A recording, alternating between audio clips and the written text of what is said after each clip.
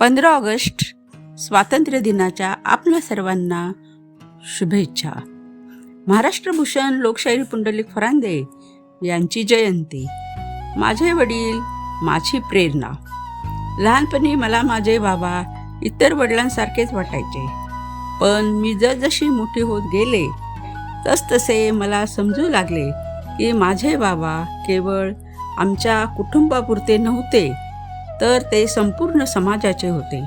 त्यांचे आयुष्य लोकांसाठी, समाज जागृतीसाठी आणि माणुसकीच्या विचारांसाठी समर्पित होते. मी त्यांना अनेकदा गावोगावी शाहिरी कार्यक्रम करताना, लोकांना विचार देताना आणि प्रत्येक माणसाशी आपुलकीने वागताना पाहिले आहे.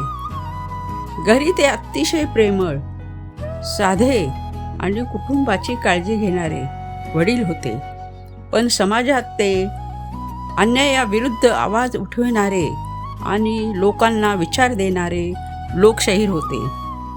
काळ पुढे सरकत गेला आणि एक दिवस मला जाणवले की बाबांचे कार्य, त्यांचे विचार आणि त्यांचा संघर्ष पुढच्या पिढीपर्यंत पोचला पाहिजे. त्यातूनच माणुसकीचा शाहीर हे पुस्तक लिहिण्याचा विचार माझ्या मनात आला.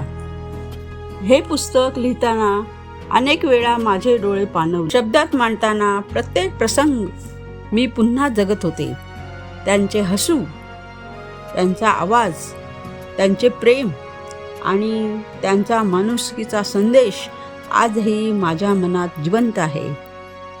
माझी एकच इच्छा आहे, वाचकांनी हे पुस्तक केवळ चरित्र म्हणून वाचू नये, तर त्यातून एक माणूस, एक विचार आणि समाजासाठी जगण्याची प्रेरणा अनुभवावी. माझ्या वडिलांना हीच माझी शब्दातील आदरांजली.